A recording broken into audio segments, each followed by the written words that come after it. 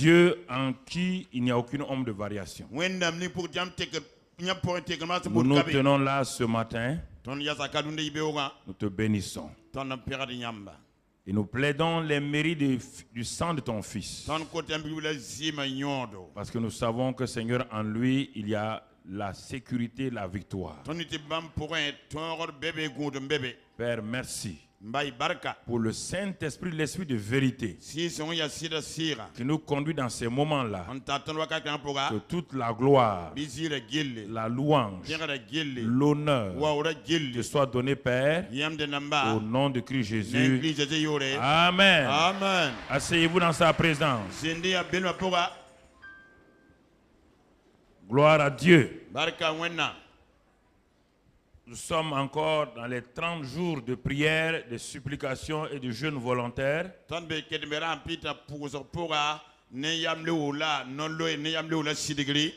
Et afin que notre pays entre dans un processus de paix et de réconciliation totale.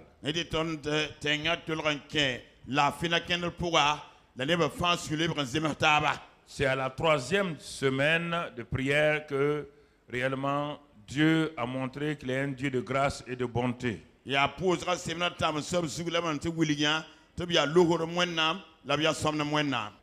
Si la prière est fervente et elle n'est pas efficace, ça n'aboutit à rien. Et c'est pourquoi nous continuons à prier afin que le Dieu de grâce vraiment nous conduise. Alors aujourd'hui, nous allons continuer dans l'esprit de prière et nous allons voir simplement un titre très très évocateur par rapport à la prière. Par rapport à la prière, il y a trois sortes de groupes de choses, de personnes qui influencent la prière d'une manière ou d'une autre. Donc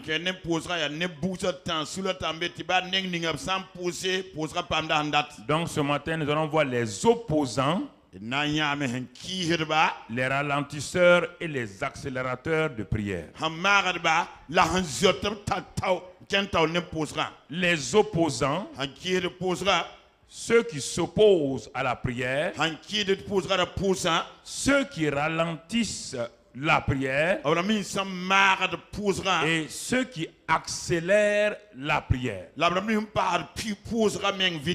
Ou dans le langage normal, il y a dans votre vie des choses qui s'opposent à vous, qui vous empêchent même de bouger.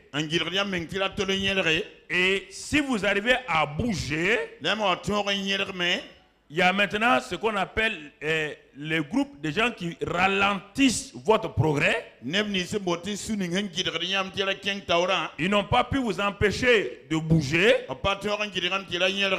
mais ils vont vous empêcher d'aller au rythme que vous voulez. Et votre vie sera ralentie. Mais il y a aussi des choses ou des événements ou des personnes qui vont accélérer votre vie de prière. Ce sont ces trois groupes de gens que nous allons voir ce matin, afin que Dieu n'est pas parmi eux. Les opposants, leur chef de file, c'est Satan. Je ne parle pas d'opposants politiques, je ne parle pas de ça ici. Je parle des choses spirituelles. Je suis un pasteur spirituel. Donc il y a les opposants donc spirituels à la prière. Il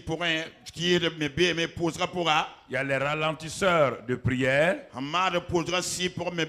y a les accélérateurs de prière.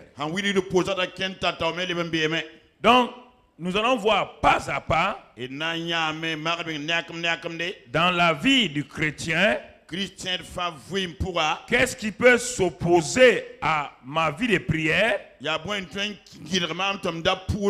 Qu'est-ce qui peut ralentir ma vie de prière? Et qu'est-ce qui peut accélérer ma vie de prière? Alors si je comprends cela, cela va m'aider à progresser. Et pour cela, comprenons, nous devons parler de la prière, comprenons toujours qu'est-ce que la prière. Comprenons toujours qu'est-ce que la prière. Nous devons dire la prière, c'est le moyen d'accès au trône de la grâce de Dieu. Parce qu'il y a un trône de la grâce. Et ce trône de la grâce est donc dirigé par la souveraineté de Dieu pour les choses qu'il décide selon le conseil de sa volonté. Dans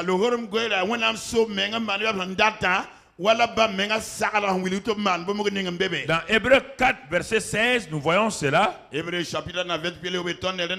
dit, approchons-nous donc avec assurance du trône de la grâce, afin d'obtenir miséricorde et de trouver grâce pour être secouru dans nos besoins. Cela veut dire ici que Dieu, qui est assis sur le trône de la grâce, bien que ce soit le trône de la faveur divine, le trône de la capacité divine, il te dit à toi et à moi que lui ne fera rien si je ne décide pas de m'approcher de lui par le moyen de la prière afin d'être secouru dans mes besoins. On l'a dit le dimanche passé, quand Dieu a créé Adam et Ève, il ne priait pas. Il vivait dans la communion avec Dieu. Il ne priait pas pour demander quelque chose à Dieu. Adam et Ève ne jeûnaient pas. Parce que la relation avec Dieu était une relation parfaite. Mais dès le moment où le péché est entré, Dieu dit, je vous ai béni. Mais ma bénédiction ne semblait pas vous satisfaire.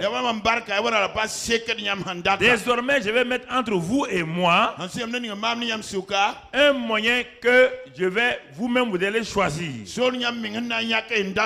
Tout ce que vous voulez désormais maintenant, vous allez m'adresser la prière. Puisque moi je vous avais donné de bonnes choses, vous avez pensé que c'était inutile. Je décide maintenant, concernant vos besoins, de ne plus agir souverainement. Bien que je sois assis sur le trône de la grâce, je vous demande à vous même de venir au moyen de la prière, de vous approcher de moi et de m'exposer vos besoins afin d'être secouru. Ah, les choses ont changé. Et depuis ce temps-là, le psaume 65, verset 3 dit, oh, toi qui écoutes la prière, tous les hommes viendront à toi. Depuis ce temps-là, Dieu s'appelle le Dieu qui écoute la prière. C'est un des noms composés de Dieu. Oh, toi qui écoutes la prière, tous les hommes sans exception viendront à toi. Il n'en était pas ainsi au commencement. Alors si tu veux savoir et si tu veux avoir les choses, Dieu te montre le chemin de la prière. Jésus-Christ lui-même était dans la prière continuellement. Depuis son enfance, il priait. Il priait. Vous croyez que pendant 30 ans, Jésus passait le temps à être apprenti menuisier? Il savait pourquoi il est venu sur la terre. Il a préparé cela pendant 30 ans. C'est à 12 ans qu'il révèle à Marie et à Joseph, il dit, il faut que je m'occupe des affaires de mon père. De 12 ans à 30 ans, il a passé 18 années de prière pour préparer 3 ans et demi de ministère.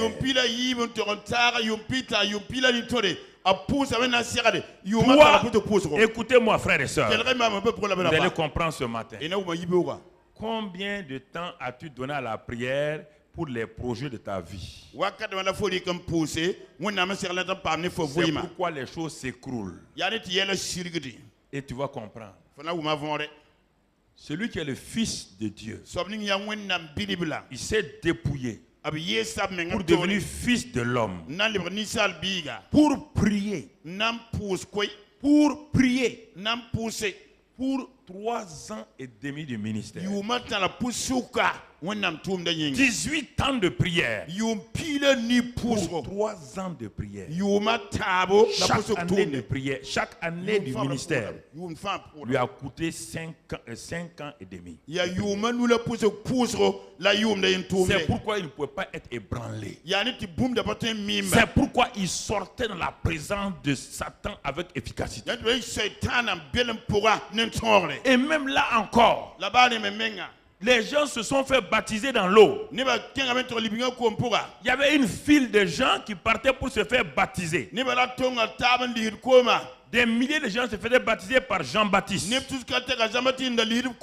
allaient un à un. Mais quand le tour de Jésus est arrivé, il était dans la queue des nouveaux candidats du baptême. Quand un candidat est baptisé, il s'en va, il s'arrête de côté. Il regarde les autres.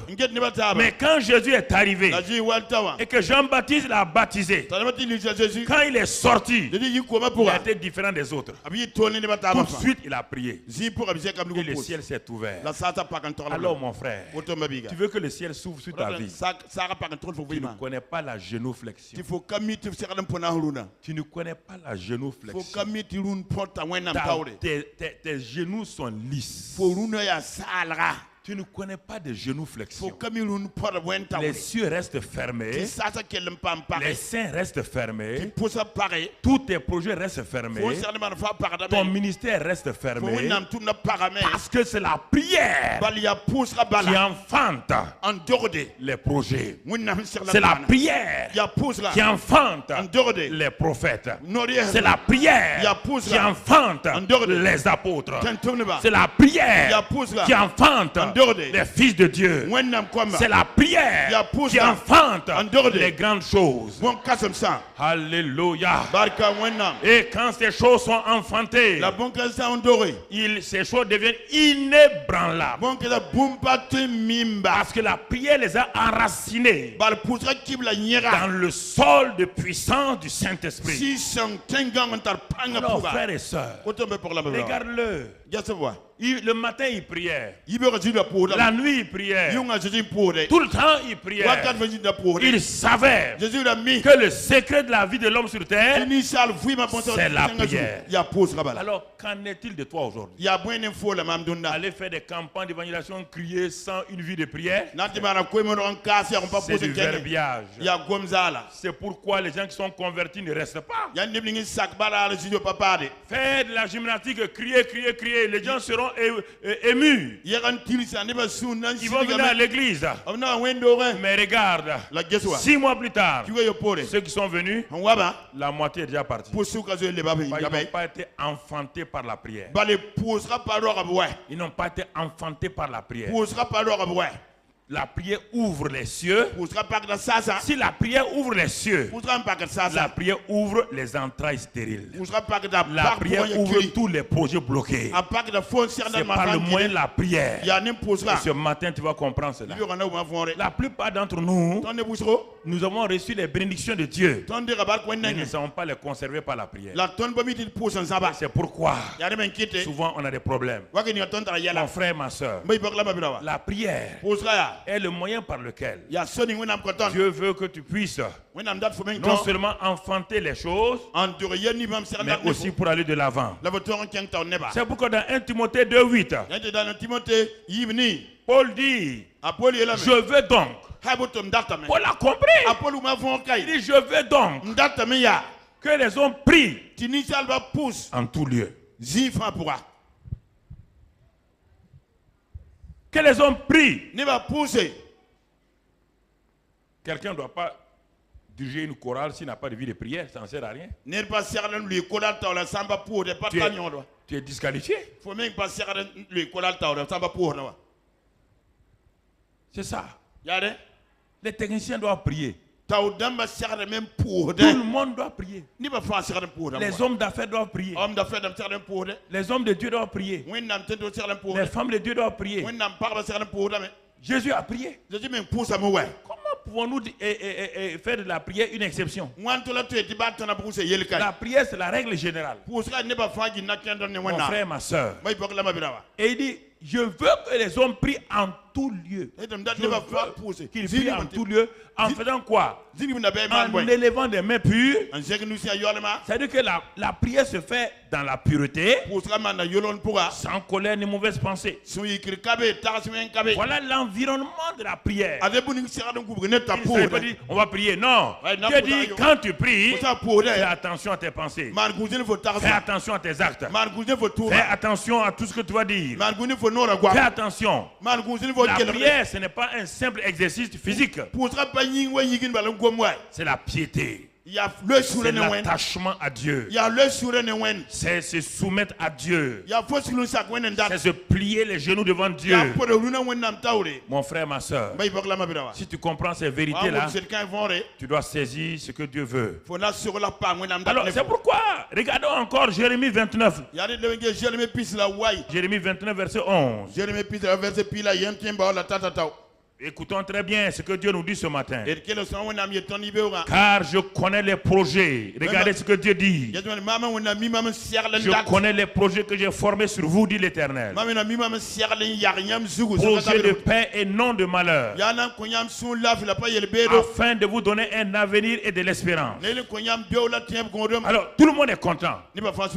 Ah oui, alléluia. Alléluia. Oh, Dieu a pour moi des projets de paix. Il a pour moi des grandes choses.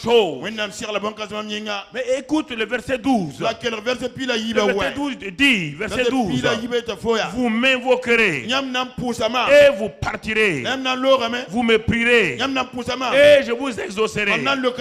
Dieu te dit, malgré les bons projets qu'il a pour toi, malgré pour les plans qu'il a pour toi, il dit, il faut me prier.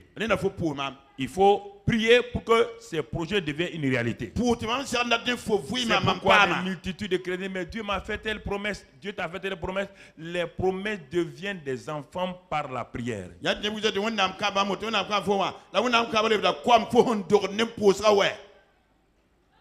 Écoute, ça c'est ce que Dieu a dit les 70 ans. Mais quand les 70 ans sont arrivés, qui a prié? Qui a prié? Quand les 70 années, ça c'est quand on les envoyait en esclavage à Babylone. Quand les 70 années arrivaient et à leur fin, là, ils ont dormi? Non, il y a quelqu'un qui a compris. C'était Isabelle qui? Et très bien, vous avez suivi les leçons des semaines passées. Daniel a dit Alléluia. 70 ans sont venus. Qu'est-ce qu'il a fait? Daniel a prié. Parce qu'il sait. Il sait que Jérémie a dit que les projets que Dieu a pour nous là ne peuvent être réalisés qu'à travers la prière. Est-ce que vous comprenez? Vous traînez les promesses de Dieu 20 ans derrière vous et ça ne se passe pas. Pourquoi? Vous croyez que vous allez vous asseoir dans une chaise longue et tendre les pieds et Dieu va ouvrir le ciel. Mais Jésus, tous les baptisés, aucun n'a eu le Saint-Esprit. Il n'y a que celui qui a prié que le ciel s'est ouvert, il a eu le Saint-Esprit. Il y avait des milliers de gens qui se sont fait baptiser. À la sortie, personne n'a prié. Personne. Personne. Mon ami, il n'y a que Jésus qui a prié. Jésus qui a prié. Et quand il a prié, qu'est-ce qu'il voulait? Puisqu'on dit de s'approcher du trône de la grâce pour avoir nos besoins. Quels étaient les besoins de Jésus pour commencer son ministère? C'était quoi? Le Saint. Oui ou non? Est-ce que vous croyez que le Saint-Esprit va venir comme ça parce que le Fils de Dieu? Non. Il a prié. Les cieux sont ouverts. Tu veux? Regarde. Les apôtres ont prié pendant 10 jours. Le Saint-Esprit est venu. Acte 2. Acte 4. Leurs pasteurs sont arrêtés. Sont menacés. Acte 4. Toute l'église ayant vu les pasteurs prier ont compris que c'est la prière seulement qui peut aider les gens. Acte 4. L'église a commencé à prier. Dieu, le Saint-Esprit est venu encore pour les remplir.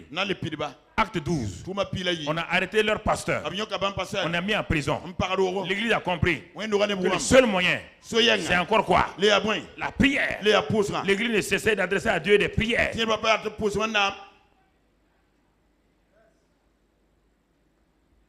Aujourd'hui, il y a des pasteurs, si on arrête de mettre en prison, il va rester en prison parce que l'église va commencer à critiquer, à diffamer, pas prier. Qu'est-ce qu'il a fait même? On l'a mis en prison comme ça. Là. Ça, c'est quel pasteur ça? On l'a mis en prison. Ils ne vont pas prier. Non. Dieu te dit, mais qui t'empêche de prier? Vous tous là, Dieu te dit, nous prions déjà, gloire à Dieu. Certains ne prient pas. Qui t'empêche de prier? L'opposant là qui est derrière toi. C'est lui qui te dit que tu ne dois pas prier, que c'est trop.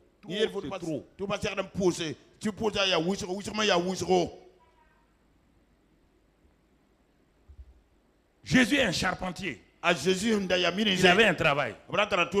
Mais à quel moment il avait le temps pour prier? Il a organisé sa vie.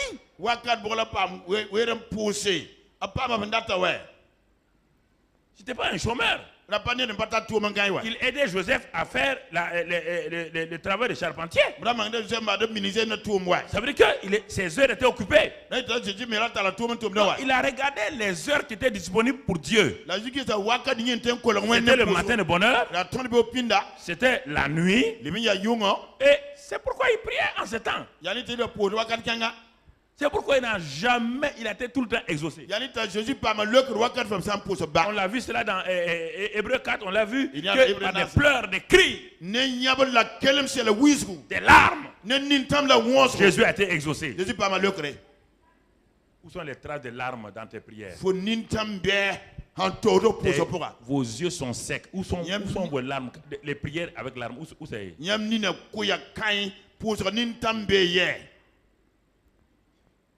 Un homme de Dieu anglais s'est mis à genoux, dit, donne-moi l'Écosse, sinon je meurs. Il a prié sur ses genoux.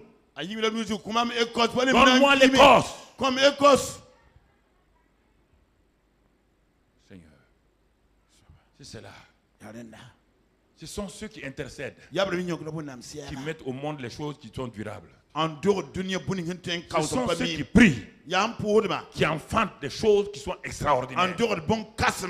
Ce sont ceux qui prient et qui jeûnent, qui affectent ce monde-là de façon durable. Frères et sœurs, c'est important. Si tu comprends cela, c'est pourquoi Dieu dit dans Hébreux 11, verset 6, il dit, mais Il dit que sans la foi, il n'y a rien, on ne peut pas être agréable à Dieu, impossible d'être agréable à Dieu.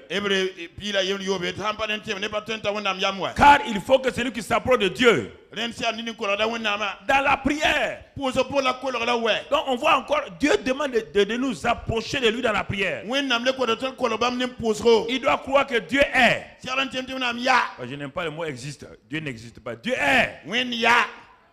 Et qu'il est le rémunérateur de ceux qui le cherchent. Regarde ici. Dieu récompense qui?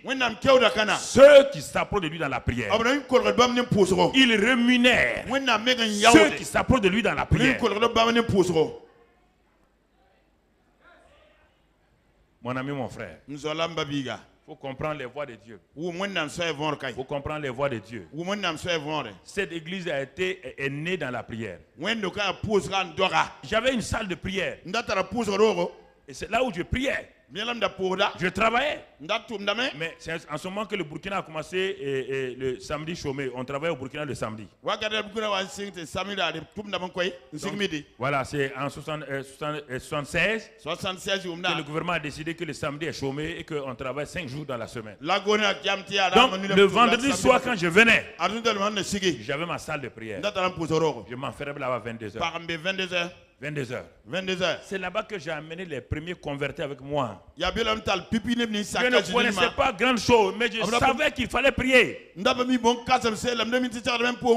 ce temps de prière-là, une nuit, à une veillée, veillée personnelle, j'étais déjà directeur de service. À une veillée de prière, j'ai amené mon premier nouveau converti.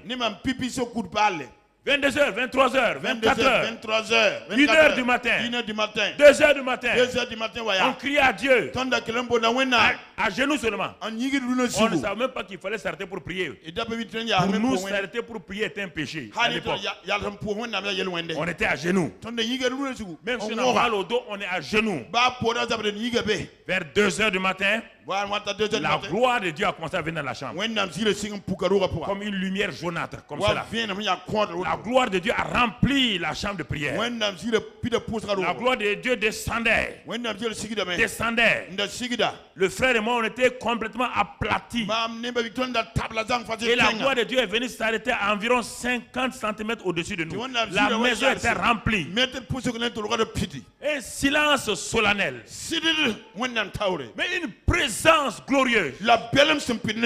On dirait que nos corps vont brûler. Vous entendez? C'est là-bas que ce que vous êtes aujourd'hui, c'est là-bas dans cette petite salle-là que vous avez été enfanté. Tu entends? Cette gloire-là est restée pas plus de 10 minutes. Parce que plus de 10 minutes. Je me demandais si nos corps pouvaient supporter. C'est comme l'électricité. Après, la gloire s'est levée. Doucement. Et c'est parti. La chambre est devenue noire. Mon frère, ma soeur. C'est cela. Frères et sœurs, l'enfantement des choses par la prière. Tout ce qui a été enfanté par la prière dure. Frères et sœurs, il y a des choses que Dieu donne comme bénédiction. On n'a pas besoin de prière peut-être pour ça. Dieu donne l'argent comme bénédiction. Dieu donne un bon travail comme bénédiction. Il en donne au monde partout. Ça, frères et sœurs, c'est ça qui peut vous tromper. Ça peut vous leurrer. Ça peut vous leurrer. Ah, Dieu m'a béni. Alors, et alors, il t'a béni, tu ne plies jamais genoux devant lui. Il t'a béni, tu n'enfantes rien. C'est ça. Les Quakers en Allemagne. Ils ont commencé le mouvement. L'Allemagne, je rends grâce à Dieu pour les Allemands. Grâce à la prière de Luther. Luther a enfanté tout ce qu'on appelle le monde évangélique. Luther a enfanté le monde évangélique. Il était seul. Tout le monde était contre lui. Mais Luther était à genoux. Il criait. Et c'est des entrailles de Martin Luther qui est sorti le monde évangélique. Alors, s'il avait refusé de crier à Dieu, s'il avait refusé d'élever la parole de Dieu, où serons-nous? C'est la prière qui enfante les choses durables. La prière va enfanter ton avenir de façon durable. Ça, c'est important que tu comprennes. Que tu comprennes. Alors, nous allons faire un cas pratique. Donc Dieu écoute la prière. Non seulement il écoute la prière, et il nous dit que les choses ne peuvent pas changer sans la prière. Alors nous allons voir maintenant les acteurs humains, donc comme on a vu, opposants, ralentisseurs et accélérateurs. Pour cela, on va faire une étude de cas dans 1 Samuel. On va faire une étude de cas. Le livre de Samuel va nous donner un enseignement sur ces acteurs humains, donc qui vont la prière. 1 Samuel 1 d'abord. 1 Samuel 1, il y avait un homme de Ramathaïm Sophim, de la montagne d'Éphraïm. Cet homme-là s'appelait Elkanah, fils de Jéroham, etc., etc. Une autre fois, on va le dire. Il avait 2 femmes, dont l'une s'appelait Anne et l'autre Pénina. Pénina avait des enfants, mais Anne n'en avait point. On va s'arrêter là d'abord. Je plante le décor pour que vous compreniez. Les projecteurs divins nous montrent une famille. Le chef de famille s'appelle Elkanah, qui veut dire possession de Dieu. Possession de Dieu. Il appartient à Dieu. On va voir qu'est-ce que ça va lui rapporter. Un grand nom comme cela. Qu'est-ce que ça va lui rapporter? L'autre côté, à côté de Elkanah, possession de Dieu, il y avait Anne, qu'on appelle grâce. La grâce de Dieu. Anne veut dire grâce. Grâce de l'Éternel. Qu'est-ce que ça va donner? Quel grand nom? Elkanah. Anne. Dans la même famille. Qu'est-ce que ça va donner? C'est ça que vous devez comprendre. Vous pavaner en disant moi j'ai fait ça, j'ai fait ça. Qu'est-ce que ça te donne? Qu'est-ce que tu as? Le problème n'est pas de on est parti, on a chassé tel démon, on a guéri tel malade. Toi-même tu as quoi? Tu es changé en quoi? Moi, ce qui m'impressionne, ce sont ceux qui affectent les gens sur le plan spirituel d'abord. Ils changent la vie des gens, leurs vies sont changées. C'est ça qui m'intéresse en premier lieu. C'est ça. Leurs vies sont changées. Ils ne vivent pas dans le péché. Ils ne sont pas vaincus par le péché. C'est ça les vainqueurs.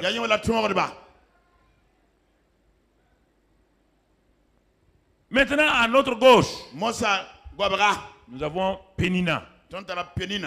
Pénina veut dire corail. Corail, c'est un animal des mers chaudes. C'est un animal qui vit dans les mers chaudes. Vous allez comprendre pourquoi on l'appelle Pénina. Donc une famille de trois personnes adultes. Maintenant on va voir sur le plan spirituel quel est le rôle que chacun de ces 3-là va jouer ici dans cette histoire.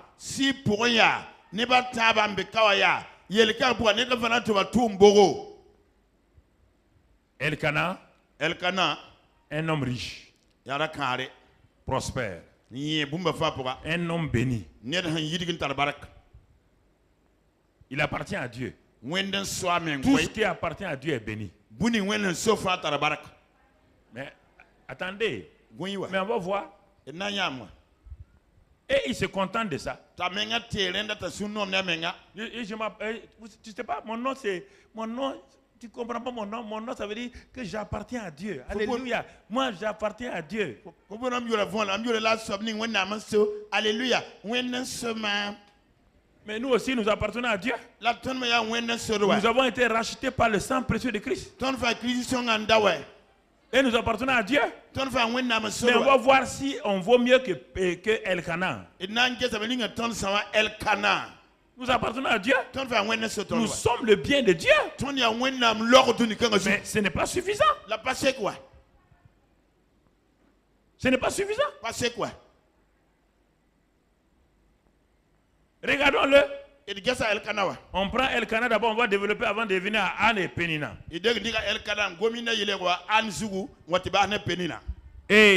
Mais quel est le ministère de Elkanah? Et le ministère d'opposition là, ça c'est Satan. Donc on ne va pas parler de lui aujourd'hui. Lui c'est lui. Donc lui et ses démons font tout, s'opposent à votre progrès. Laissons-le. Mais on va voir les deux autres pleinement ce matin.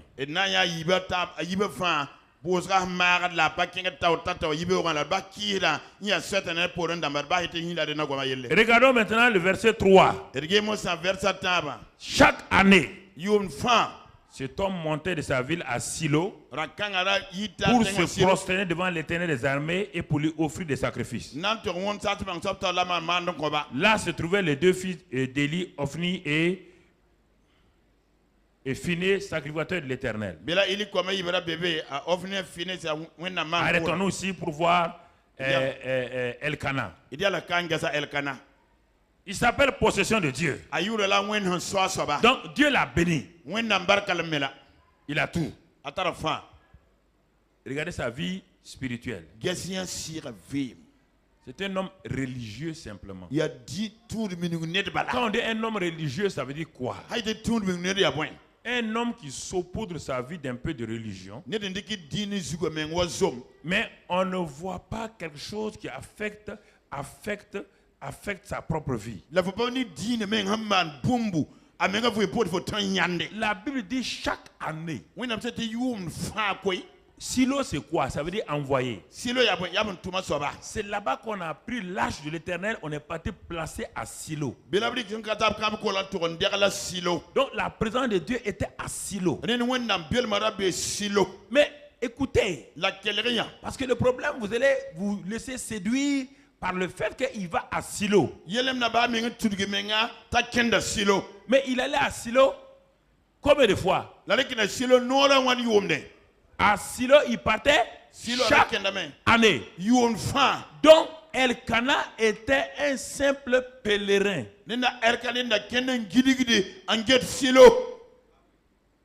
La présence de Dieu l'intéressait une fois par an, pas plus, pas moins. La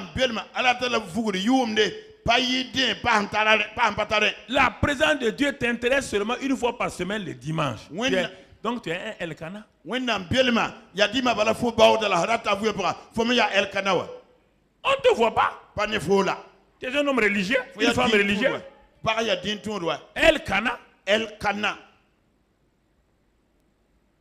Le reste, il s'occupe de ses affaires. Non, vous savez, Dieu m'a béni. Hein? Je dois faire ça. Je dois faire ça. Ok.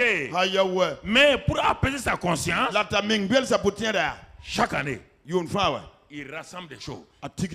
Il prend sa famille et ils vont à Silo. Mais regardons à Silo ce qu'il va faire.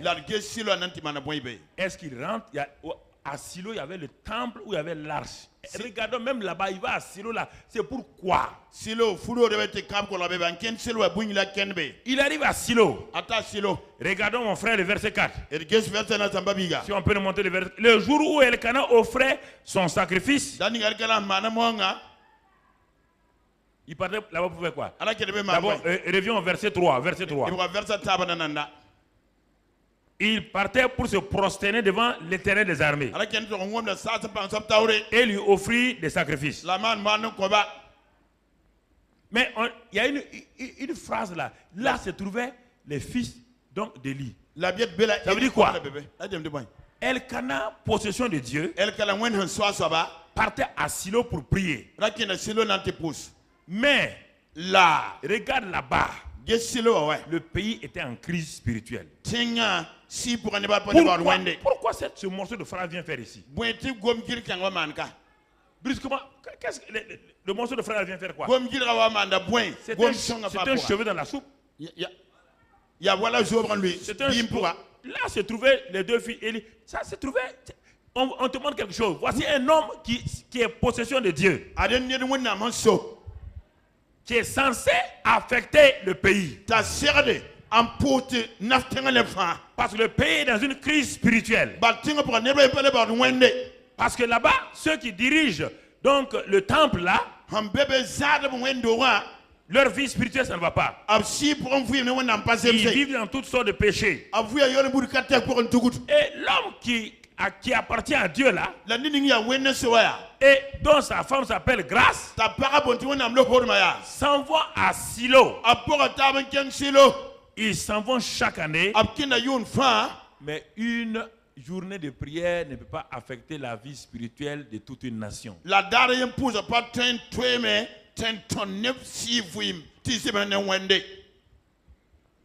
Une journée dans la semaine de ta vie ne peut pas affecter ta vie.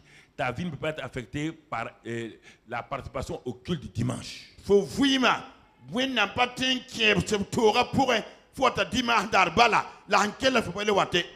C'est dommage.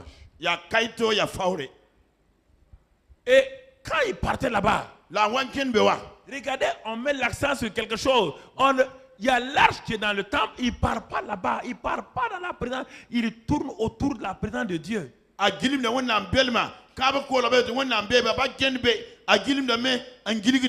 Il a peur de la présence de Dieu comme plusieurs. Il a peur que Dieu lui dise, Elkana, comme le jeune homme riche, laisse maintenant tes richesses et viens me servir car tu m'appartiens. Il a peur d'entendre ça. Donc il prie loin de l'arche.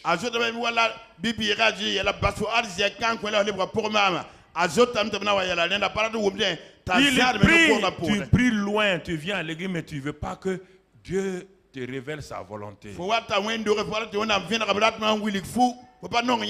Abandonne ça et suis-moi. Serre-moi. Dans la prière, dans l'évangélisation. Alors tu ne veux pas, c'est pourquoi tu viens tous les dimanches. Tu as tout juste, tu contentes, tu calmes ta conscience. Quelques paroles, alléluia, le message était bien, hein? Mais le message ne t'a pas dérangé. Et tu vas voir, le message qui ne te dérange pas, quelqu'un ne le change pas. Dis félicitations à un pasteur à la fin de son message. Le message était bien. C'est une insulte au pasteur. Mais fléchir les jeunes devant le Seigneur. Crier à Dieu. Le pasteur est heureux. C'est que le message t'a touché. Frères et sœurs, Elkana était comme ça. Regarde le verset qui suit, mon frère. Le jour où Elkana offrait son sacrifice, il avait choisi un jour où il faisait son sacrifice. C'était solennel. Tout le monde doit savoir que Elkana est là. Chaque année, le jour. C'est lui qui dirige tout. Hein? Je vais donner ça. Je vais donner ça. Il ne veut pas que Dieu lui dise de donner. Il a peur que Dieu lui dise de donner. Pour calmer sa confiance, il fait quoi? Il donnait des portions à Pénina, sa femme, et à tous les fils et à toutes les filles qu'il avait d'elle. Verset 5. Mais il donnait à Anne une portion double. Car il aimait Anne et que l'Éternel avait rendu stérile. Mensonge.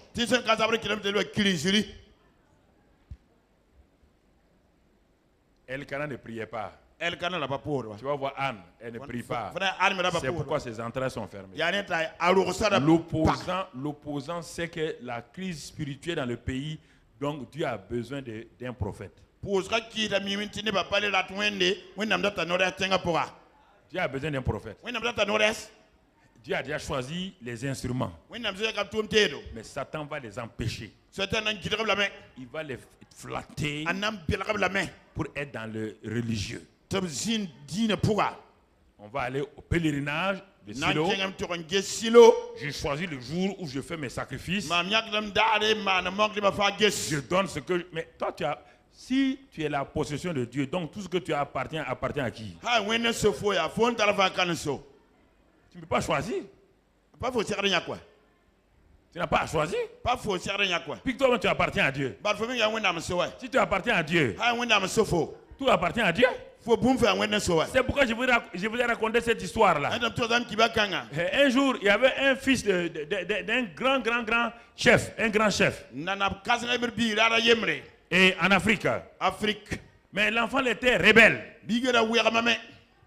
Rebelle à son père. Le père était tellement déçu de lui qu'il a dit à son fils là. Il dit, mon fils, tu m'as beaucoup déçu.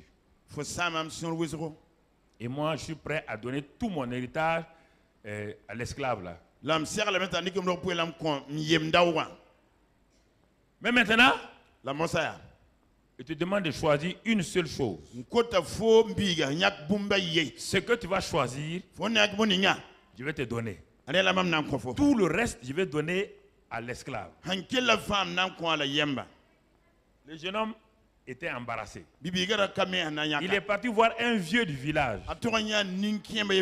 Il dit, mon papa ne veut pas me donner l'héritage. Il veut donner tout son héritage à l'esclave. Et il me dit à moi de choisir une seule chose et il va me donner ça. Le vieux lui a dit, ce n'est pas difficile. Choisis l'esclave. Si tu choisis l'esclave, l'esclave et ses biens vont t'appartenir. Donc l'enfant il a dit à papa, papa, j'ai choisi l'esclave. Son père a ri. C'est un vieux qui t'a dit ça. Donc s'il choisit l'esclave, alors que tout l'héritage appartient à l'esclave, l'esclave étant toujours esclave, appartient à qui? Au jeune homme. Donc les biens de l'esclave appartiennent à qui? Au jeune homme. C'est cela, frères et sœurs. Frère, ouais, c'est une leçon qui correspond à notre leçon de ce jour. Si vous appartenez à Dieu, tout ce que vous avez appartient à Dieu. Il ne faut pas retarder les choses. Quand Dieu dit de faire comme ça, il ne faut pas dire on va attendre le bon moment. Il n'y a pas de bon moment avec Dieu. Ça n'existe pas. Il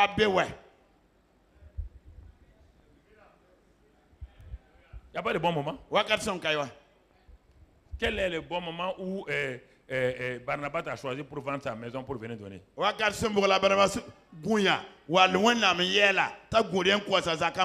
Quel est le bon moment où Jésus a abandonné Joseph pour commencer le ministère? Quel est le bon moment?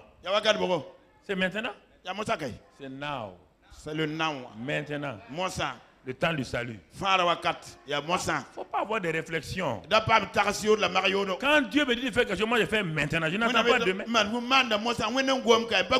Parce que les temps de Dieu et les temps des hommes sont différents. Les temps de Dieu, il n'y a aucune crise dans un temps de Dieu. Mais les hommes regardent, il y aura crise, peut-être il faut faire attention. Bon, je vais faire ça, mais peut-être il y a une crise devant. Mon ami, est-ce que tu sais que c'est dans les temps de crise que Isaac a été élevé? Oui ou non? Isaac a été élevé quand il a sémé dans l'arbre. Quand il a sémé dans l'arbre, famine. C'est pas quand tout allait bien. Bon, ok. Continuez à garder. Attendez votre volonté. C'est ça qu'Elkana faisait. Et puis il donnait, bon, comme il aime Anne là, il donne double portion là-bas. À Pénina, il donne quelques portions. C'est-à-dire, il fait des choses selon son cœur. Voilà. Il ne demande pas, il ne prie pas. Regardez frère, le verset 5 on l'a déjà lu je crois. Le verset 5, on l'a déjà lu. Mais il donnait à Anne une portion double. Car il aimait Anne que l'Éternel avait rendue stérile. Maintenant, on va passer à Anne. C'est mieux pour que tu comprennes. On n'a pas fini avec Elkana, mais on va revenir. Mais tu as déjà vu, Elkana est un ralentisseur de prière, oui ou non? Oui ou non? En donnant des doubles portions à Anne, est-ce que Anne va prier? Hein? Anne va prier. Tout le temps, son mari dit, c'est toi que j'aime. C'est toi ma chérie. Un faux consolateur comme ça. Est-ce qu'Anne va prier? Anne ne prie pas. Parce que son mari l'aime. Son mari lui donne tout ce qu'elle veut. Vous voyez le piège? Elkana est un ralentisseur de prière. Par ses paroles et ses actes, il vous empêche de prier.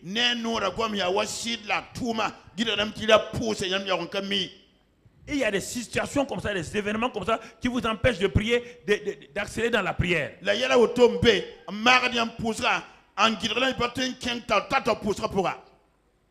Elkana. Anne, nous sommes à Anne, la grâce, la faveur divine.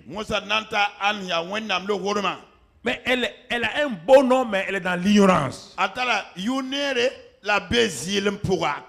Elle se contente des bénédictions que son mari lui donne. Il n'y a point en elle une soif de Dieu. Quand il n'y a pas de soif de Dieu en vous, n'importe quoi qu'on vous propose, vous êtes satisfait. Vous êtes satisfait. Vous êtes en communion avec Elkana.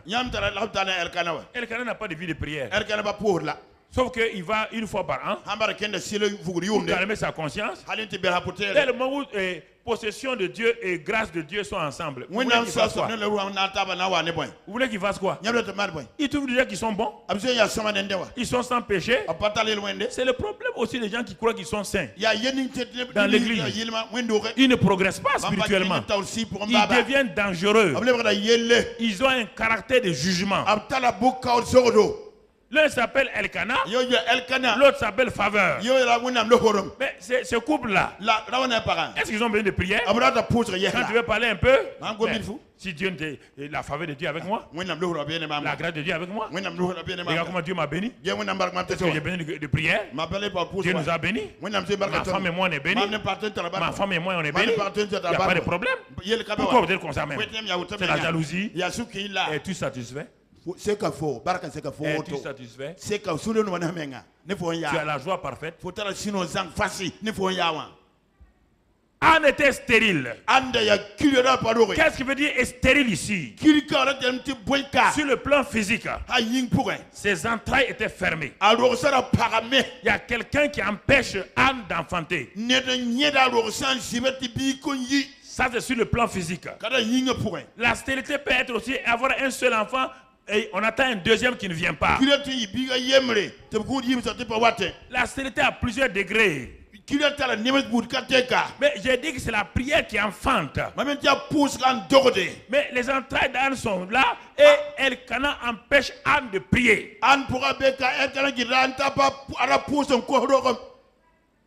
L'empêche de prier. Mais Dieu va faire quelque chose. Dieu avait un besoin. Si vous n'arrivez pas à discerner le besoin de Dieu au temps convenable, vous perturbez votre famille, votre nation et tout. Dieu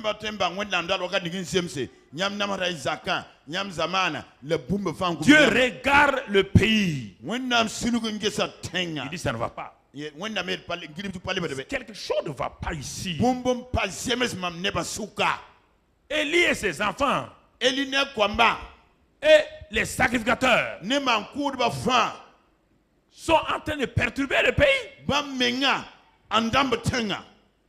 Et j'ai trouvé quelqu'un, Anne. Et j'ai trouvé un homme appelé Elkana.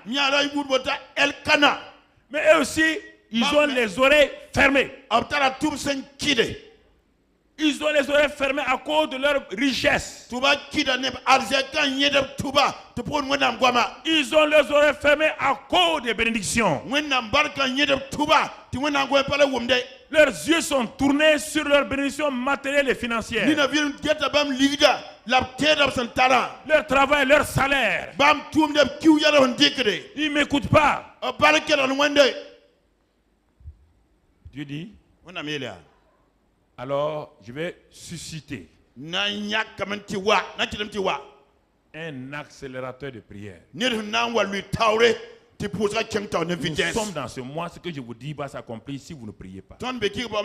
Dieu va vous susciter un accélérateur de prière. Si vous refusez de vous soumettre à ce que Dieu veut volontairement. Et ce ralentisseur, accélérateur de prière n'est pas loin. C'est dans la maison qui s'appelle Pénina. Sa rivale. Tu entends? Sa rivale est où? Au dehors? Au dehors? Écoutez-moi, je vous fais une prophétie. Si vous croyez que c'est faux, dans les mois qui viennent là, vous allez le voir. Sa rivale, elle est où? Dans la maison. Là où il y a la grâce. Là où il y a la possession de Dieu. La rivale se trouve là-bas aussi. Sa rivale faisait quoi? Lui prodiguait des mortifications. Pour la porter à s'irriter de ce que l'Éternel avait rendu stérile. En réalité, Dieu ayant essayé de parler à Elkanah et à Grâce, ils ne comprennent pas. Dieu va susciter dans la même maison quelqu'un qui va accélérer, qui va mettre le feu.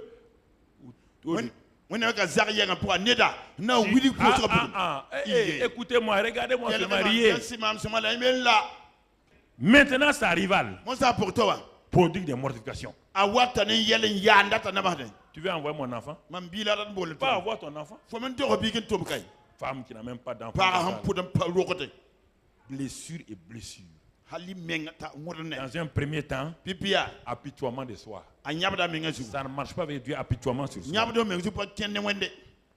Ah oui, mais Dieu, mais pourquoi on m'insulte? Dieu dit, on ne t'a pas insulté, je vais finir encore. C'est pas fini. Tu pleures. Verset 7, non? Et toutes les années, il en était. Chaque année, ils vont. Elkanah ne va pas prier. Grâce ne va pas prier. Et chaque année, là où ils sont allés à Silo, Pénina est là en train de piquer Grâce. Piquer Grâce.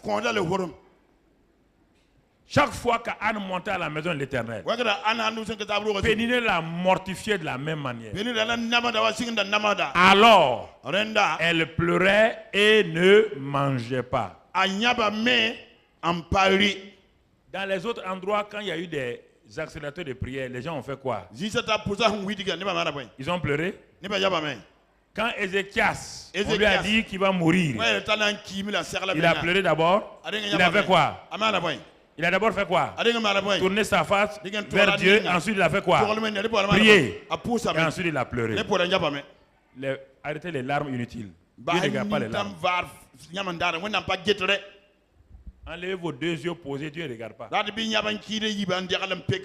tes deux yeux posés. Dieu dit, je m'appelle ô Dieu qui écoute là. Je n'écoute pas les pleurs. J'écoute là.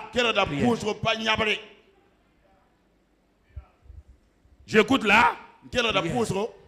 Vous êtes malade. Vous dites là, bon, vous ne venez pas aux réunions, vous êtes malade. Restez là-bas.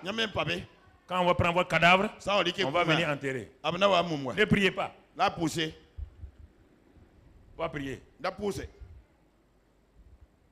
Pas prier. Dieu a un besoin. Dieu regarde la terre, Israël. Il voit le peuple souffre. Le peuple crie. Mais Dieu dit, je vous ai donné quelqu'un. Dieu a fait la même chose avec Moïse. Il a fait la même chose avec Daniel, avec David. Il y a des accélérateurs de prière que Dieu met toujours dans votre environ et Dieu ne les utilise pas tant que vous-même vous ne résistez pas.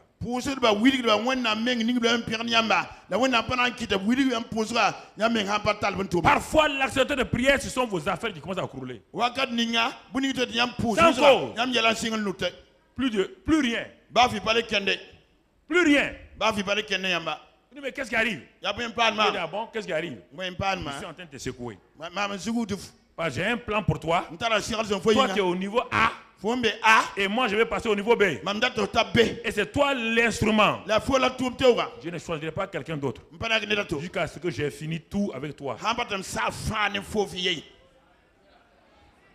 Le peuple gémissait. L'arche est à Silo. La présence était à Silo. Mais il n'y a que des déboires. Il n'y a que des échecs. Il n'y a que des maladies. Il n'y a que des morts prématurées. Dans tout le pays. Toutes sortes de scandales. Pourtant, l'arche est là. Et grâce, l'instrument est là. Elkana, le moyen est là. Mais ils viennent. Ils ne rentrent même pas dans le temple pour prier. Ils sont au dehors en train de faire des pique-niques. Des pique-niques spirituels. Ils amènent leur sandwich. Ils amènent leur Coca-Cola. Ils amènent leur boisson. Ils sont assis, ils mangent. Ils ne savent pas que Dieu est en train de crier. Dieu est en train de chercher l'homme. Dieu cherche un prophète pour le pays. Et c'est le sein de Anne qui a été choisi. Mais Anne ne prie pas. Anne ne crie pas à Dieu. Anne ne jeûne pas. Elle retourne chaque année. Dieu est étonné. Mais elle ne sait pas que c'est elle qui est le choix. Dieu a suscité Pénina, qui la mortifie. Au début, elle pleurait. La plupart des gens c'est apitoiement sur soi. Qu'est-ce que j'ai fait à Dieu? Ça ne marchera jamais. Continuez ça là. 20 ans vous allez rester là. Jusqu'à ce que les choses craquent. Frères et sœurs, je vous parle sérieusement. Ce matin, c'est le message fondamental du milieu donc, pour aller vers la fin d'année. Vous voulez, il y a des choses que Dieu veut faire à travers vous. Vous ne voulez pas. Il va développer les accélérateurs. Il m'a dit de vous dire ça. Il va développer des accélérateurs. Des choses qui vont, des situations qui vont vous étonner. Parce que vous ne voulez pas faire ce que Dieu dit de faire. Qu'est-ce que Dieu t'a demandé de faire? Tu mets du temps. Qu'est-ce que Dieu t'a demandé de faire? Et tu mets du temps. Tu mets du temps. Tu es un homme d'affaires. Dieu t'a dit de faire telle chose. Dieu a dit d'aller aider telle personne. Dieu a dit de faire tel projet. Tu es en train d'attendre. Ah bon, je suis sur une affaire là. Quand l'affaire va porter du fruit, tu vas faire craquer cette affaire. L'affaire va craquer. C'est un accélérateur. Ah oui, c'est ça. Je vais attendre quand tout sera bien. Non, tu sais, Dieu, il faut comprendre. Il y a trop de problèmes dans le pays. On va attendre de voir d'abord quand les choses vont se calmer. Est-ce que Dieu agit dans le calme? Dieu agit où? Dans la tempête, dans le feu, dans les eaux. C'est ce que Dieu agit. Dieu n'a jamais agi dans un pays où il y a le calme. Il agit au moment où justement il n'y a pas de calme. Pour montrer qu'il est Dieu, oui ou non. C'est à ce moment qu'il suscite des hommes et des femmes. Pour montrer qu'il est Dieu, oui ou non. Frères et sœurs, je vous pose la question. Tu veux que Dieu te donne un accélérateur de prière? Ou bien tu vas décider à la fin là de décider de prier toi-même? C'est à toi de choisir. Si aujourd'hui vous entendez ma voix, vous ne choisissez pas, l'accélérateur de prière va venir. Et il ne viendra pas comme vous le pensez. Il n'est pas loin de vous. Pénina. Au moment où Pénina, Dieu utilisait Pénina pour accélérer la prière dans la vie de Anne. Elkana vient pour ralentir. Verset 8. Elkana, son mari, lui disait: Anne, Pourquoi pleures-tu? Et ne manges-tu pas? Pourquoi ton cœur est-il attristé? Est-ce que je ne vaux pas pour toi mieux que 10 fils? Vous croyez des mensonges comme ça? Si tu vaux mieux que 10 fils. Donc prends les enfants de Pénina, va les déchirer, va les brûler. Pénina les enfants. Là tu dis il n'y a pas de problème. Moi je n'ai pas d'enfants. Au lieu de m'aider, tu me dis que moi le mari, je vaux mieux que 10 fils. Est-ce qu'un mari est égal à un fils? C'est ce jour-là que Anne a su que l'homme là ne l'aime pas. Il y a des moments où vous devez savoir que les gens vous flattent. Chérie, viens, on va aller où on prie. Je ne parle pas là où on prie. Vos réunions sont trop longues. Il faut lui dire, hey, c'est toi qui ne veux pas que j'ai mon Samuel. Prenez ces cadeaux, allez donner à vos maris ou bien à vos femmes. Allez donner à vos parents.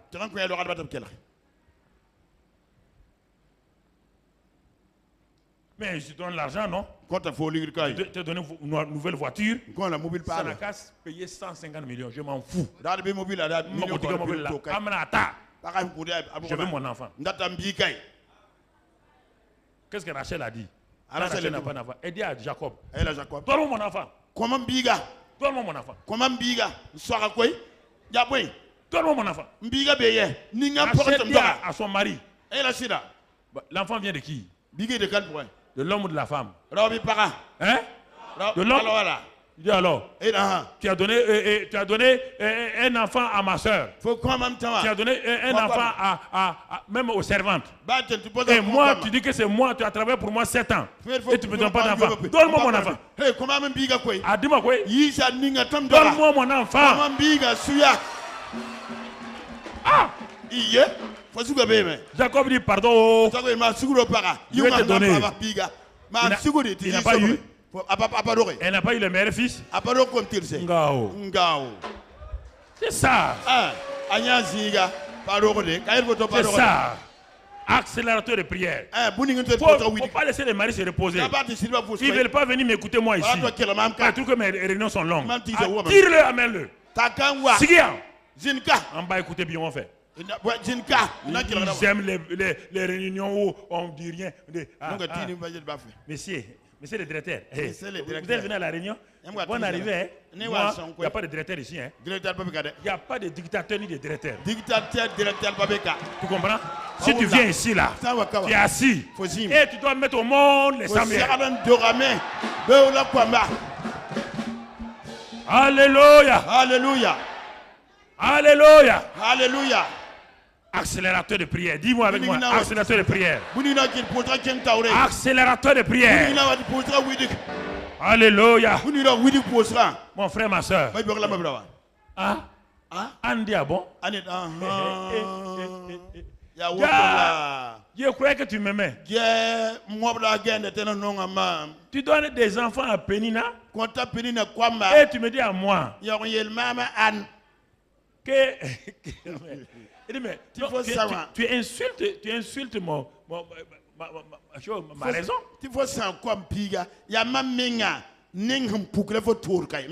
Verset 9. On va aller vers la fin, verset 9. Anne se. Viens avec moi, Anne se.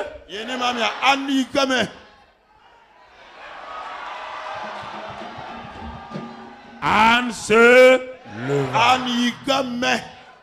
Le fils prodigue se. Moïse se. David se. Et les grandes choses vont commencer. Et Dieu se. Même Dieu se lève. Même Dieu se lève. Même Dieu se lève. Quand Dieu se lève, il commence à s'entraîner. Il va entrer dans le match. L'avant-centre est là. Il va amortir la balle. Il va faire une feinte. Il dribble. Il amortit. Il envoie la balle. Alléluia. Alléluia. Alléluia. Alléluia. Dieu se leva. Anne se leva. Le fils prodigue se leva. Dis avec moi, je me lève. Je me lève. Et les choses vont changer. Je me lève dans ma vie de prière. Je me lève dans ma vie de méditation. Je me lève, Seigneur. Et toi et moi, nous ferons des exploits. Elle se leva. Asseyez-vous. Verset suivant. Elle se leva. Après que l'on eut, est-ce qu'elle a mangé? On dit, l'on eut mangé et bu à Silo. Qu'est-ce qu'elle va aller où? Elle va entrer où enfin? Là où il y a là? C'est-à-dire la présence de et le courage. Rentre là où il y a la présence de Dieu. C'est-à-dire accepte, ouvre ton cœur. Laisse Dieu dire mon fils. Regarde ici là. Ça ne va pas. Ça ne va pas. Je t'ai parlé ici. Je t'ai parlé là. Tu es en train de raisonner. Tu es en train d'attendre. Anne se leva. Quand on dit elle s'est levée, ça veut dire quoi? Elle s'est levée pour aller vers Dieu. Quand on se lève pour aller vers Dieu, on se sépare de qui? Elle s'est séparée de qui? Elkana et qui? Pénina. Oui ou non? C'est ça. Maintenant, elle va vers où? Les accélérateurs de prière ont pour but de vous précipiter dans les bras de Dieu. Ils ne savent pas.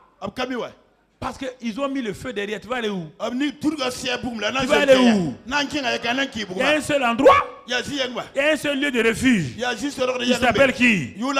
Dieu. Le fils prodigue s'est levé, il s'est séparé des porcs. Anne s'est levée, s'est séparée de Elkana. S'est séparée de Pénina. S'est séparée de Gigot. Des mensonges. Des flatteries. Elle a soif.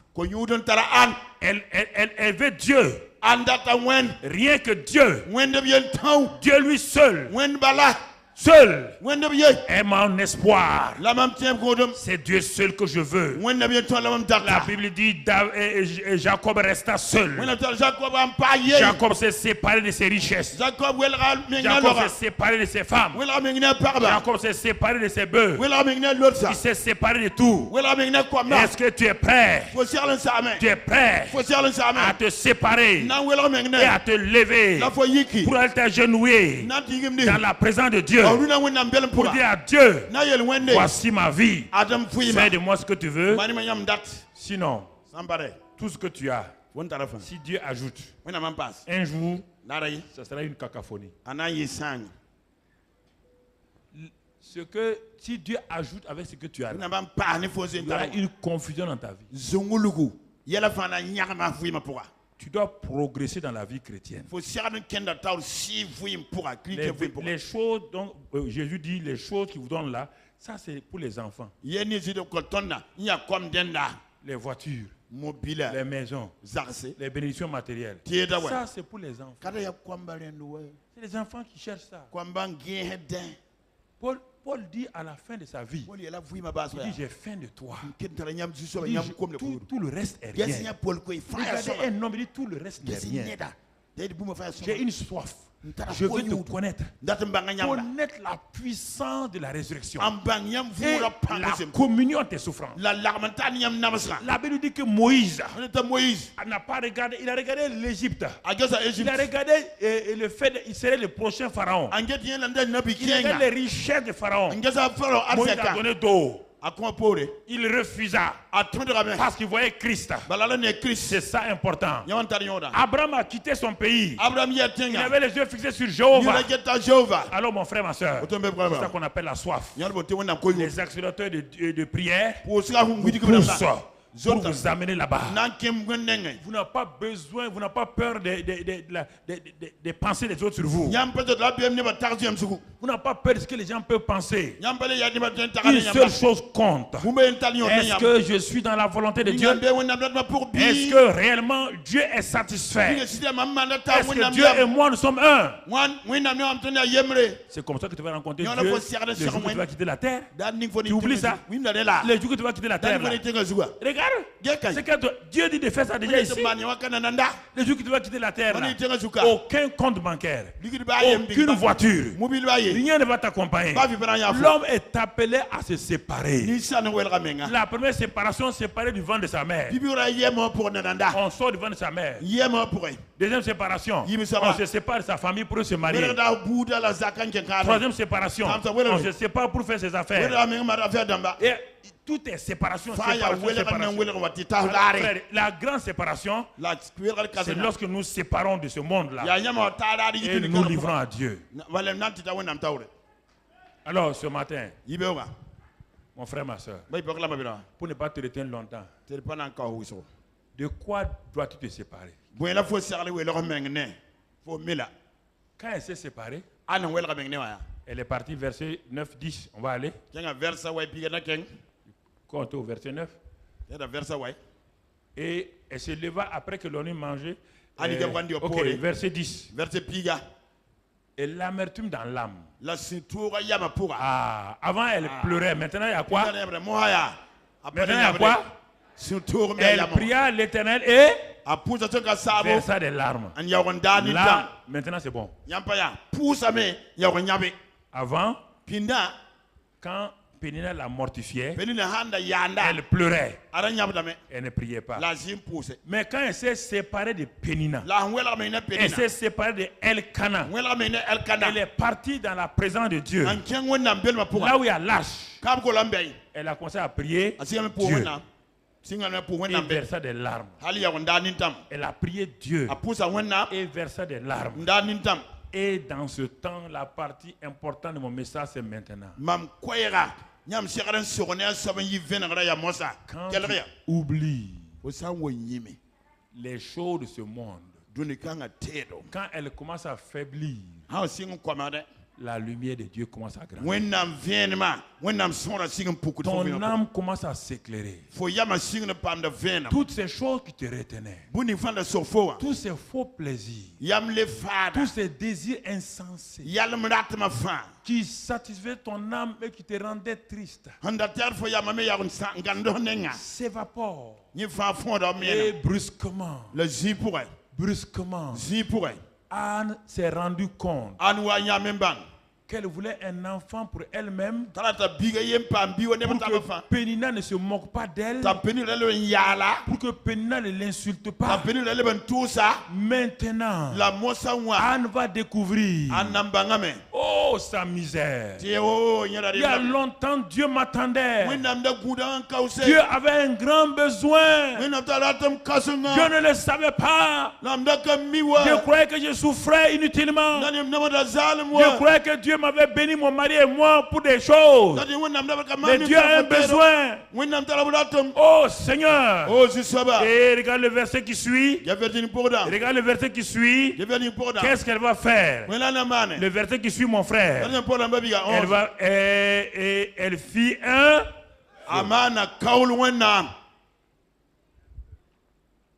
Pour faire un vœu, il faut dépasser ses propres désirs.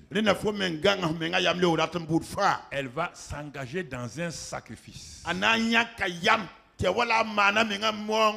L'enfant tant désiré, la chose, la position tant désirée que tu veux, l'argent que tu veux, tout ce que tu veux, la gloire que tu veux. Dieu te pose la question ce matin. Tout ce que tu veux là, c'est le message de ta vie ce matin. Si tu ne saisis pas ça là, je ne sais pas quel message tu vas saisir. Tout ce que tu veux là, il y a un hôtel où tu dois prendre ça, aller placer. Et elle était là face à face avec la présence de Dieu. Elle fit un vœu. Revenons en disant, Éternel des armées. Si tu daigne regarder l'affliction de ta servante, et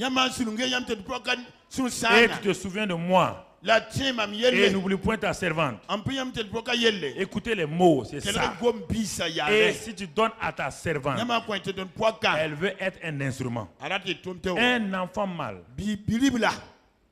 Écoutez, elle veut un enfant. Elle veut qu'on se moque plus d'elle. Elle veut que son mari soit satisfait.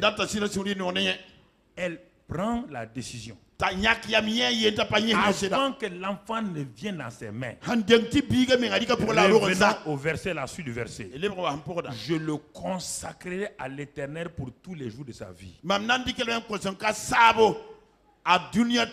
Et il sera un Nazaréen, c'est-à-dire que le rasoir ne passera pas sur sa tête. L'onction va demeurer éternellement sur sa tête. Quelle prière! Rares de prières sont comme cela.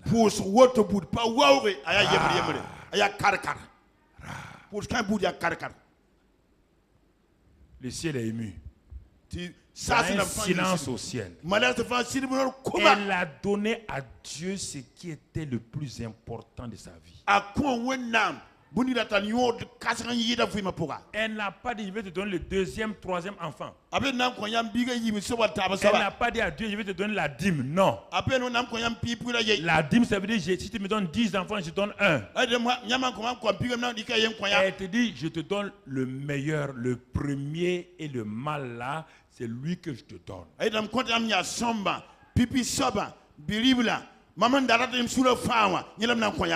Que donnez-vous à Dieu? Quand Dieu vous parle, vous voulez diviser vos richesses pour donner une part à Dieu? Vous voulez diviser vos temps de prière, donner une seule part à Dieu? Ok, c'est bien. Mais mon frère, ma soeur, Israël était en train d'attendre. Le ciel dit alors, il a dit aux anges, le prophète est là. Enfin, quelqu'un a vu mon besoin. Quelqu'un a vu mon besoin. Quelqu'un a compris mon besoin. Dans ce temps difficile, qu'avez-vous compris? Qu'est-ce que vous entendez? Vous n'écoutez que ce que les télévisions vous disent. Si vous êtes branché, qu'est-ce qui se passe au Burkina? Si c'est ça que j'avais écouté, je n'avais pas déclenché la prière il y a 4 semaines maintenant. Si c'est ça là, si je voulais faire comme la plupart d'entre nous, écoutez les voix, je n'ai pas déclenché la prière il y a 30 jours. Je n'ai pas venu vous faire prier ici 30 jours. Parce que j'ai entendu Dieu. Et nous sommes à la première phase de Dieu. Ça, c'est la première phase. La deuxième phase n'est pas encore venue. Je vous parle sérieusement. Écoutez ma voix simplement. Il n'y a rien d'autre. Dieu suscite dans tout pays toujours quelqu'un qui suit spirituellement le pays.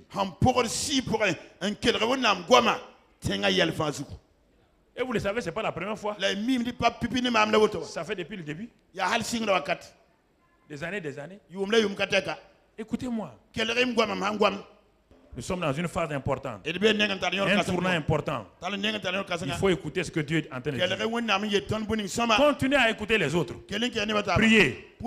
Mais demandez à Dieu. Continue de parler à ton Seigneur. Ce que tu veux pour cette nation. Continue de parler. Seul que la volonté de Dieu se fasse. Nous ne voulons rien d'autre, Seigneur. Continue à parler. Frères et sœurs, c'est très important. Je vous dis cela pour terminer mon message. Parce que c'est très important. Alors je vous pose la question. Es-tu prêt ce matin, toi, à faire comme Anne? Regarde le résultat dans les derniers versets. On va voir les derniers versets. Et Élie reprit la parole et dit, va en paix. Regardez le résultat. Et que le Dieu d'Israël exauce la prière que tu lui as adressée. Enfin, Anne va rentrer dans le repos. Venez à moi, vous tous qui êtes fatigués et chargés, je vous donne le repos. Elle dit que ta servante trouve grâce à tes yeux et cette femme s'en alla. Maintenant, elle va faire quoi? Donc, elle n'a pas mangé. C'est maintenant qu'elle va manger, non? Avant, elle aimait manger les gigots. Maintenant, elle a mangé le repas de Dieu. Elle mange et son visage ne fait plus le... Est-ce qu'il y avait la tristesse encore? Il y avait les pleurs encore? Il y avait les gémissements encore? La présence de Dieu est rentrée dans Anne. Et la Bible dit, il se levait de bon matin.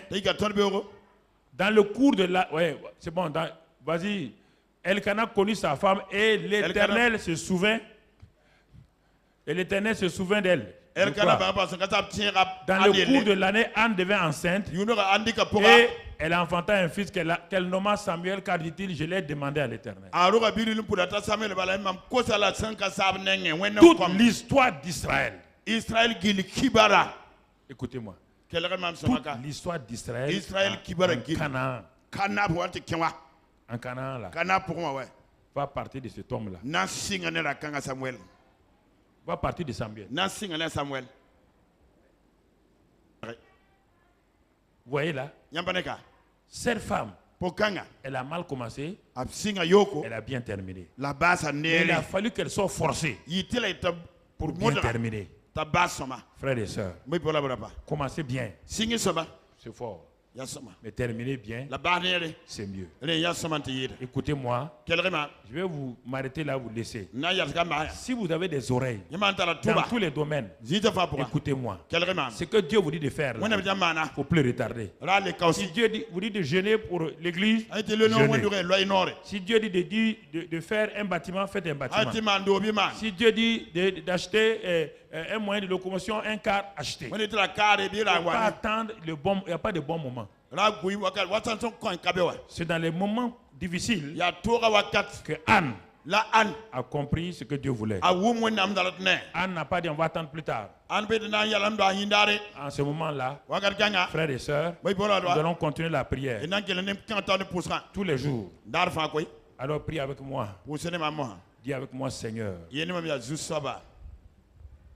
Je suis comme Elkana. Il y a la grâce de Dieu en moi en même temps. Et ce matin, bien que je sois la possession de Dieu, je veux que ta grâce opère dans ma vie. Seigneur, je te remercie. Je te bénis.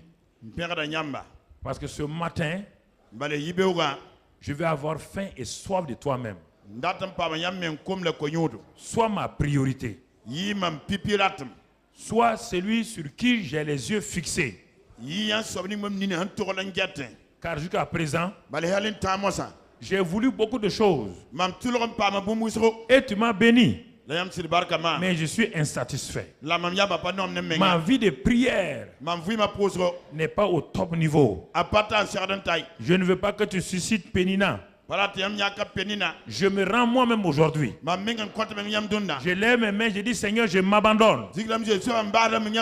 Car je ne veux pas Pénina. Car Pénina n'est pas obligatoirement de façon bonne. Pénina peut me faire du mal. Seigneur, me voici toi-même. C'est pourquoi tu m'as averti aujourd'hui avec ce message. Pour que ma vie de prière change. Qu'elle soit réveillée. Qu'elle soit enflammée. Et que je sois un intercesseur sur les genoux qui crie à toi jusqu'à ce que le ciel s'ouvre et bénisse ma vie. Et que je sois un instrument pour toi. Bénisse ma famille. Afin que ma famille soit un instrument pour toi. Bénisse ma ville, mon pays, mon continent et le monde. Seigneur, je ne veux plus rétrograder. Je me tiens là Parce que je réalise que Seigneur, sans toi, il n'y a pas de victoire. Je m'étais appuyé sur ma force, sur ma capacité personnelle, sur mon intelligence, sur mes biens. Mais je vois que tout cela est rien. Et ce matin-là, je me tourne vers toi. Seigneur, je me lève spirituellement de cette position de faillite, de vie rétrograde. Et je marche vers toi.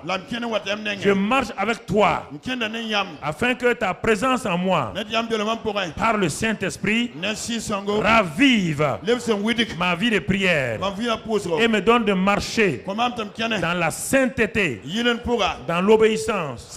Car sans la sainteté, personne ne peut te voir. Quoi qu'il soit, quoi qu'il fasse, c'est la sainteté qui ouvre les yeux des hommes pour te voir. Et aujourd'hui, et une autre fois, à la fin dans le ciel. Merci Seigneur, parce que tu m'as entendu. Je te bénis, je te loue. Au nom de Jésus, entre tes mains j'abandonne. J'abandonne. Entre tes mains j'abandonne. J'abandonne tout ce que j'appelle mien.